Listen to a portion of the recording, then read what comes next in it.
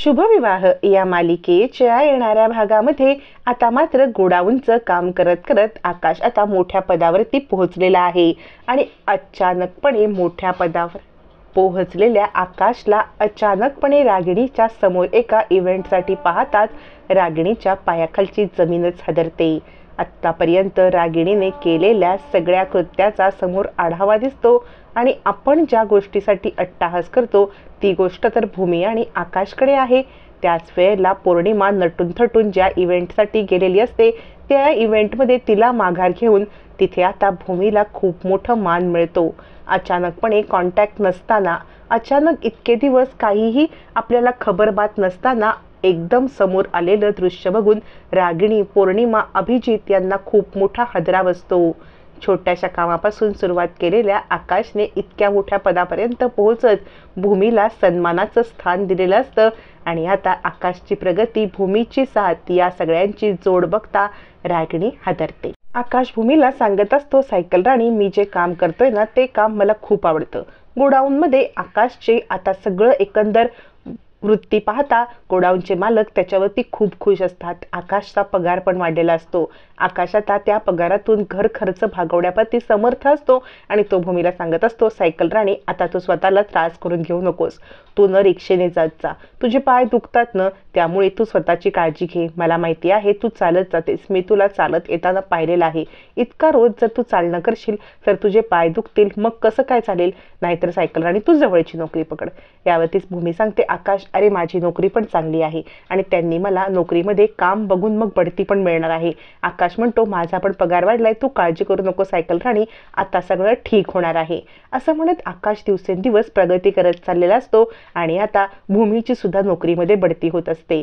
तिची नोकरी कन्फर्म होते तोपर्यंत आकाशला गोडाऊनच्या कामामध्ये बढती मिळते। म्हणजे आता त्याला गोडाऊनमध्ये काम करता करता सगळं गोष्टी तो शिकून घेतो आणि एका गोडाऊनच्या ऐवजी त्याच मालकाचे 12च्या 12 गोडाऊनची कामं त्याच्याकडे येतात। म्हणजे 12 गोडाऊनचं जमा, खर्च, नफा, तोटा, आवक जावक हे सगळं आकाश मॅनेज करत असतो आणि आकाशला ॲट अ टाइम 12 गोडाऊनचं हे सगळं मॅनेज करताना बघून त्या 12 गोडाऊनच्या एका मालकाला खूप आश्चर्य वाटतं।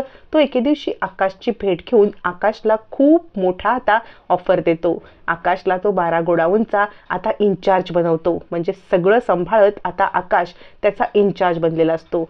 भूमीला आकाशच्या प्रगतीवरती खूप कौतुक वाटतं। इकडे भूमीची सुद्धा आता छानपैकी नोकरी चालू असते। त्याच वेळेला आकाश एक दिवशी येऊन भूमीला सांगतो, सायकल राणी, माझ्या गोडाऊनच्या मालकांनी आपल्यासाठी खूप मोठी म्हणजे त्यांच्या एक इव्हेंटमध्ये पार्टी आहे, तिथे आपल्याला बोलवलंय, त्यांच्या नवीन गोडाऊनचं उद्घाटन आहे। भूमी सांगते, आकाश, पण त्यांनी आपल्याला का बोलवलंय? यावरती आकाश म्हणतो, ते मला काही माहीत नाही सायकल राणी, आपल्याला जायला पाहिजे।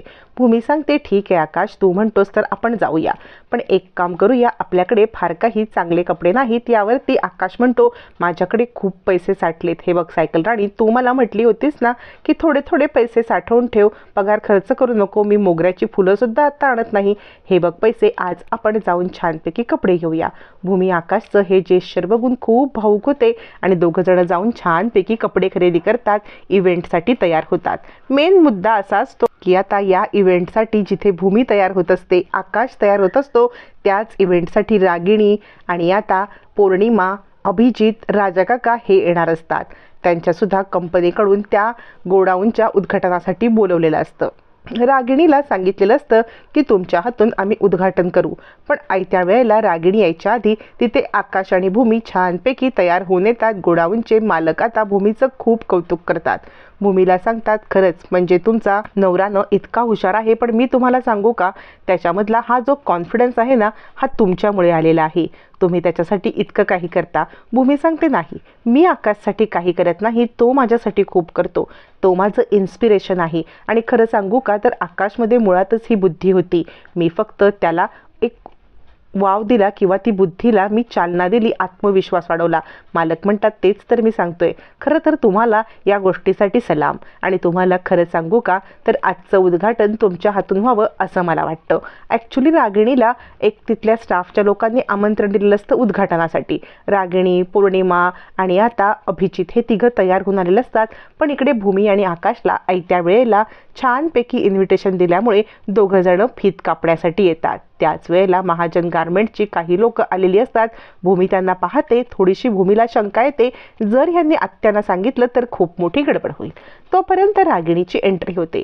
रागिणीची एंट्री झाल्यावरती आता रागिणी मोठ्या तोऱ्यात येते.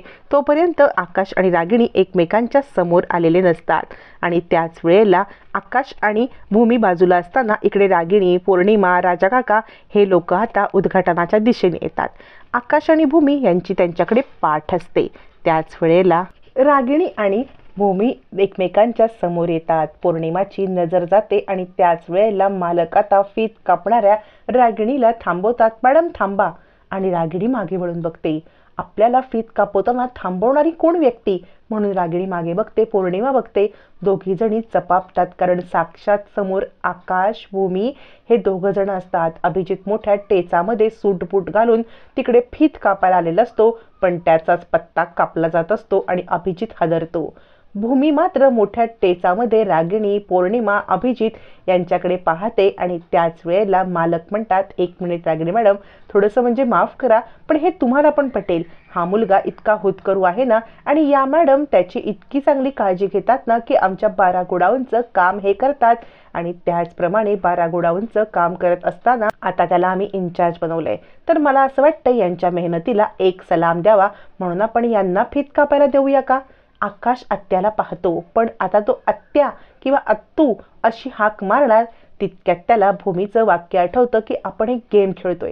या गेममध्ये आपण एक एक लेवल पुढे जातोय, त्यामुळे इथे आपण कुणालाही ओळख देऊ शकत नाही. आणि मग आकाश गप्प बसतो, कुणालाही ओळख देत नाही. आणि आता भूमी आणि आकाश यांच्या हस्ते मोठ्या टेचात फीत कापली जाते. आणि त्याच वेळेला रागिणी, अभिजित, पौर्णिमा या सगळ्यांचे चेहरे एकदम दणकून पडतात.